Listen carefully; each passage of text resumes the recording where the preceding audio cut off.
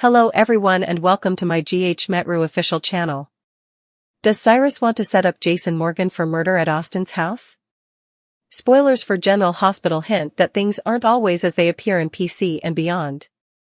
For example, Cyrus Renault was apprehended in the Powtuck cabin of Austin Gatlin Holt. That was an unexpected shot, and fans are now speculating wildly about this oddity. Here's everything you need to know about one of the more bizarre rumors involving Stone Cold Jason Morgan. Cyrus's frame-up of Jason? Austin has a connection to Cyrus, a cold-blooded killer who paid for his tuition at medical school. Without asking, Austin performed Cyrus grunt tasks in return, including patching up villains. Austin was brutally slain as he attempted to wriggle out from under the villain's control, and the crime is still unsolved. Is Austin still alive? Is Austin really still alive and doing well? Austin might have easily staged his death because he was a doctor. It's possible that Cyrus is manipulating Jason and will set him up for the murder. This week, Jason, who has been a burr in his saddle for years, threatened the ponytailed priest. Jason is among the many people who think Cyrus is the person who killed Digitalis. Danny Morgan, who also thinks Cyrus is a murderer, was touched by the man when he confronted him at Charlie's pub. It is possible that Cyrus will frame Jason for Austin's murder, even if he is not alive. How handy. Could Cyrus set Jason Morgan up for murder? There are problems with Cyrus framing Jason for Austin's murder, however it would be more spicily done. The primary reason is that Howarth has played several parts on GH and the program hasn't expressed any interest in having him return. According to Rebecca Herbst, fans have a significant influence on what occurs on the show, and Austin was a contentious character who never really took off. Fans of General Hospital, tell us why you believe that Austin's former home was highlighted? Did the show wish to use a random set that was taking up background space, or is it just a lucky coincidence for the current plot? Anna arrests Jason out of frustration, and Sasha may have inadvertently killed a person. Molly and Cody are captured. While leaving the hospital after Cody and Liz discuss his metal splinter extraction, he spots Molly on the elevator and tries to stop her. Cody follows her down to speak with her when she stops by the nurse's station to retrieve documents. He expresses regret for being impolite and referring to her as Little Miss Perfect. She interrupts his apology, shrugs that it was okay, and tries to flee. He apologizes repeatedly, but she simply tells him that she accepts his apology, that she is okay, that he is fine, and that she must leave. Cody follows her to the roof and yells at her for ignoring him, but she tells him that she simply needed to leave and that he should stop bothering her. He tries to enter again, but the door is locked. And that leads to another argument about who is at fault. His phone is inside, and he's freezing, so he urges her to contact someone. Naturally, though, when Christina takes out her phone, the battery is dead. They attempt to draw attention to the security camera, but it is unsuccessful. Since he is solely to blame, Cody swears he would solve everything. Nevertheless, Molly grudgingly admits she was already trapped before he arrived. At least she isn't stranded alone, which makes her happy. Mavis and her owner are introduced to Sasha. Sasha spots a woman outside of Bobby's walking her dog, Mavis, on today's episode of General Hospital. When the woman asks when Sasha is due, they have a friendly conversation, and Sasha goes in to meet Felicia. The dog adores Sasha, and her owner claims that Mavis is always drawn to people who are expecting.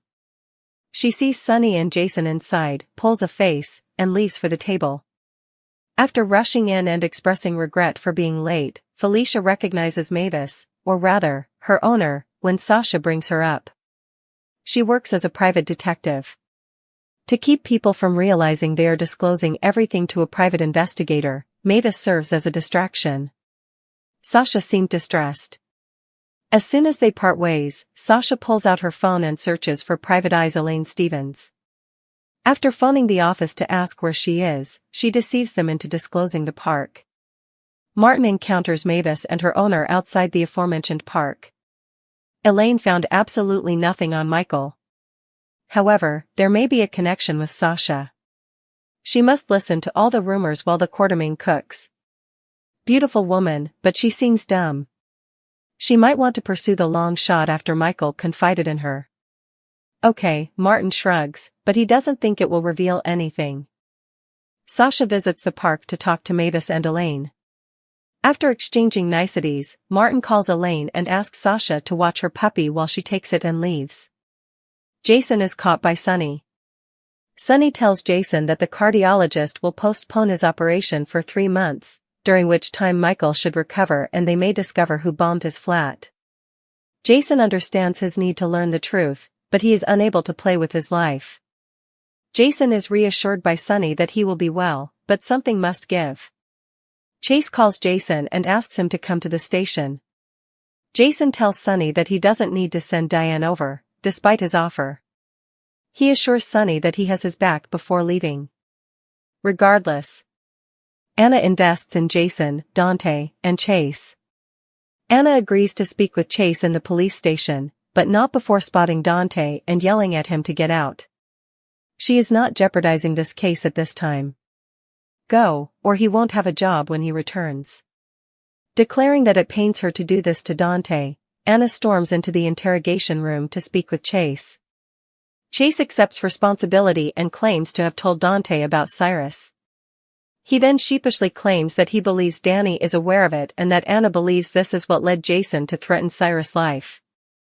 Chase agrees to take a leave of absence after acknowledging that he is responsible for the entire sequence of events. They are bringing Cyrus to justice, but he must be alive to do so, so Anna yells at him to stay and perform his damn job and follow orders. When Jason arrives at the station, Anna informs him that Martin has complained about him threatening his brother. Anna explains what she believes transpired, saying, "I have nothing to say." Jason rushed to defend his kid after Danny overheard something he shouldn't have and confronted Cyrus about it. She comprehends, but he replies icily, "I walked in and I saw Cyrus' hand on my son's shoulder. Therefore, I ensured that Cyrus would never again approach my son." Liz is tested. After Elizabeth's encounter with Ava and Christina in the park, Rick drops by to check on her. Liz dismisses it and tells him that neither Avery nor Donna were aware of the problem. Nervously, Rick inquires as to whether Liz intends to testify at Avery's custody case. Nope. After being relieved, Rick approaches her to ask her out, but she receives a message and leaves. Chase stops by a little while later to inquire if Liz was near enough to witness or hear Jason threatening Cyrus. She claims it was difficult to hear anything because of the large number of people at Charlie's. Chase informs her that the account has already been verified by other witnesses. Liz's reaction? Well, I advise you to speak with those additional witnesses. Christina and Alexis find out about Cyrus. Christina informs her mother in Alexis's office that Danny believes he has identified Sam's killer. She describes his encounter with Cyrus. Fortunately, Jason arrived, intimidated Cyrus, and ended it. They call Dante to find out what he knows because they want to know where Danny got the information that Cyrus was a suspect. Dante acknowledges the validity of Danny's theory. Because she is unaware of it, Alexis reflects that Cyrus' name isn't publicly known. How, then, did Danny learn? From me, says Dante. He should not have coerced a friend into telling him. They must find the truth, but Christina acknowledges that after fighting with Jason, she would be shocked if Cyrus lasted even a week. Rick and Ava arrange their assault. As Nina informs Ava that her new house looks fantastic, she discovers that her friend had forgotten that they were supposed to meet for breakfast. Nina enters the escalating custody dispute, but it doesn't appear to be going well because Michael reportedly never once acted inappropriately during their marriage. She fears that Willow and Drew will lose custody. To get Willow away from everyone's least favorite quartermain, Ava proposes informing her that Nina and Drew were having an affair. However, Willow doesn't want to end their relationship because she has been so content with Nina. When Rick arrives, he interrupts Ava before she can tell Nina about them, stating that they need to discuss her custody hearing. Nina walks away so they may converse. What was that? When Nina leaves, Ava makes a demand. Rick explains with ease that Nina might have told Sunny something, and he might not be able to defend her in her case if their relationship became known. That's the sole explanation. He enjoyed spending time with her. She did, too. After the altercation at the park, Rick informs her that Elizabeth will not testify, therefore everything is fine. Ava is en route to retrieving her daughter. Something Sunny discovers about Nina. Sunny is still waiting for Diane when Nina stops by Bobby's for breakfast. She was stalled in court. Nina sits down, inquires about Michael's health, and shares that she has been praying for them both. A part of her wants to tell her everything that's happening, but another part of her says she'll just go straight to Willow, Ava, and even Drew. Sunny acknowledges this. I just realized that I'm up against everyone you're close to. Nina acknowledges that the relationship between their children is now awful and that she hopes Michael and Willow may have some alone time to consider their options before splitting up. According to Sunny, they must prioritize their kids. He appears thoughtful before saying he must leave, and they regrettably agree that it's nice to see one another. And lastly, Cody tells Molly in the last moments of the show that Tracy is most likely preparing to fire him because he failed to show up. Then he asks Molly whether she fled from him by running up. No, she was attempting to avoid detection because she had misused her position to obtain documents that she was not allowed to have or take with her. She only wished to avoid being discovered. Ava learns of Rick's scheme to have Sunny listen to a detailed account of all the terrible things he has done to endanger his family. He will then make him acknowledge that it is unsafe for others to be around him. She becomes increasingly enthused about Rick's scheme to break Sunny. Well, take a look at you. They share a passionate kiss, but Sunny's knock on her door interrupts them. You evil genius. Back in her office, Alexis warns Jason that if he doesn't keep out of this situation with Cyrus, it will not go well. Jason is informed by Anna that the inquiry is still underway and that certain facts cannot be made public. Cyrus must still be alive when she is prepared to hold him accountable. Anna arrests Jason for threatening Cyrus' life when he moves forward without saying anything. Sasha calmly removes Mavis's leash and leaves the park. The dog bolts off. Oh my God, Mavis, Elaine returns, observes what has transpired, and flees. Honey, Mommy is on her way. As Sasha begins to browse the PI's phone, Elaine screams and tires squeal. She gasps in shock as she glances up. Maxie's loyalty test, Christina's temper tantrum, and Alexis Grimm's Cyrus wish. According to Friday, February 14 General Hospital spoilers, Maxie Jones will be put to the test of her commitment, and Alexis Davis will make a somber Cyrus Renault request. There will be some intense scenes across Port Charles when Christina Corinthos Davis also has a temper tantrum. First things first, Alexis is going to the PCPD, and her timing couldn't be more ideal, since Jason Morgan is in dire need of legal counsel at the moment. Given all of the Cyrus drama at Charlie's pub, Jason was detained. Nevertheless, Alexis might replace Diane Miller and provide direction. Alexis will comprehend Jason's wish to remove Cyrus from the map. Alexis will even admit that she wants Cyrus to see her face one last time, most likely when he is exhaling. Because Alexis intends to take justice into her own hands, she might put an end to Jason's deadly scheme against Cyrus. There's a chance, though, that Alexis may acknowledge her desire to get rid of Cyrus before admitting she can't. Given that Danny Morgan doesn't have to lose his father or grandmother due to a fresh prison term, Alexis might caution Jason that he can't either. Cody Bell will question Molly Lansing Davis on the GH rooftop regarding the documents she obtained covertly. Cody will question what Molly is looking for and why she believes she can learn more than the police, despite the fact that it appears she is attempting to assist with the investigation into Sam McCall's death. With Cody, Molly will open up and admit that she feels powerless. Molly might suggest that she can't just watch helplessly if this plan doesn't work out. Although GH viewers are aware that they are now combining work and pleasure, Rick Lansing will have to act as though he is only there as Ava Jerome's lawyer. Despite his initial suspicions, Sonny Corinthos will eventually reveal the true reason for his visit. As it turns out, Sonny will present Ava with a proposal to think over, and he will pressure her to accept it or risk being a huge loser in court. Ava might be persuaded to accept Sonny's offer, even though Rick is concerned that she will get a lousy deal. Sonny might stop by next and confess that he offered Ava a compromise after Lulu Spencer pays Christina a visit at Charlie's pub. Sunny and Ava's agreement may be the cause of Christina's dramatic outburst during Friday's show, as we know she will. Maxie's incessant rush to Lulu's protection will cause Brooklyn Quartermain to struggle. As Brooklyn lashes out, Maxie will be put to the test of her allegiance. Sasha Gilmore Corbin will wait for updates with Maxie's the dog after calling 911 and ensuring Elaine Smith is taken to the hospital right away. Elaine ran into traffic to catch her little dog because of Sasha, and Sasha will feel terrible about it.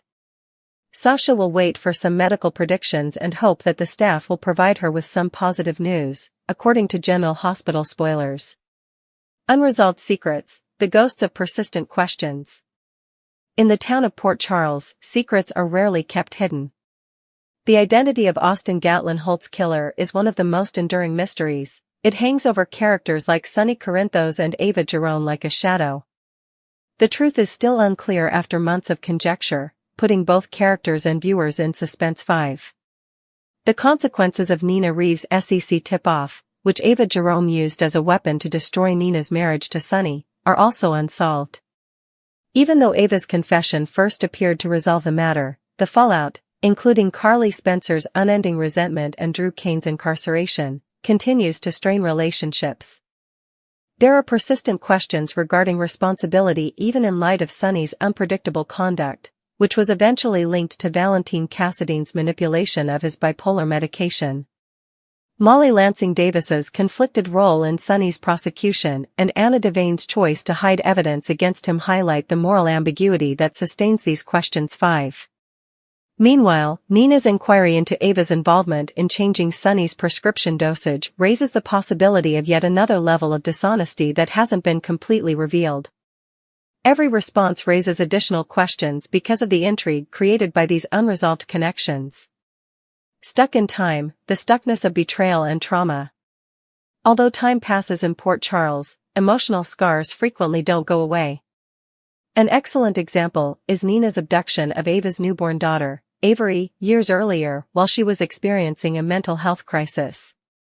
Despite their tense connection, this horrific incident resurfaced throughout their custody dispute, rekindling Sonny's protective tendencies and Ava's mistrust. 410. In the same way, Ava's indirect involvement in Morgan Corinthos' demise, by altering his bipolar medication, remains a ghost in her relationship with Sonny and Carly, who have never entirely come to terms with their loss of Ava. Another battle that is stuck in time is the SEC scandal.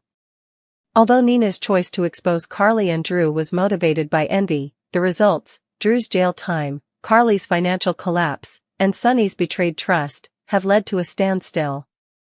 Carly's inability to forgive keeps their feud in continual motion. 39, despite Nina's desire for atonement. Likewise, Cyrus Renault's personal vengeance against Sonny, which stems from long-standing animosities, feeds a vicious cycle of violence from which neither man can break. 18. The characters' incapacity to overcome their darkest situations is reflected in these frozen conflicts, which are more than just plot devices. Mother's anger, moral reconciliation and protective fury. In Port Charles, maternal anger is a natural occurrence. Carly Spencer's rage at Nina for the SEC treachery goes beyond simple competition. It is a primal response to Nina's danger to the stability of her family.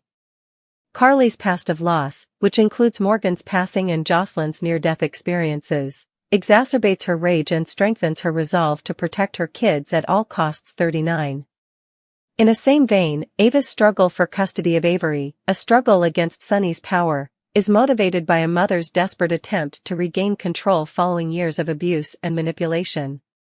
This theme is made more difficult by Nina's personal motherhood struggles. She has made self-destructive decisions, such plotting retribution against Ava and Sonny, as a result of her tense relationship with Willow Tate and her guilt over previous deeds. The universal concern of a mother unable to defend her child is exemplified by Christina Corinthos Davis' worries for her son Danny after his encounter with Cyrus Renault. The moral reckoning that comes with motherhood, where love and revenge frequently converge, is the subject of these stories, which are not only about rage. Convergence, Port Charles's themes collide. A powder keg of drama is produced by the interaction of persistent questions, unresolved disputes, and maternal rage. For example, Ava's choice to reveal Nina's SEC secret was motivated by revenge for Nina's previous betrayals as well as a calculated attempt to gain Sunny's favor. Similar to this, Nina's plan of retaliation against Ava, which takes advantage of Avery's custody dispute, stems from her incapacity to avoid the repercussions of her own past. As evidence that the past is never really over, even Sunny and Ava's tumultuous custody dispute is influenced by their shared trauma over Morgan's passing and Avery's abduction. Mothers in the town, in particular, are caught in a vicious loop of defending their kids while battling their own moral deficiencies. Desperation can lead to the formation of unusual alliances, as demonstrated by Carly's relationship with Nina to foil Ava's plots. This friendship was forged out of mutual hatred. 59. In the meantime, Molly Lansing Davis's battle to strike a balance between her legal profession and her familial responsibilities highlights the difficult decisions moms must make.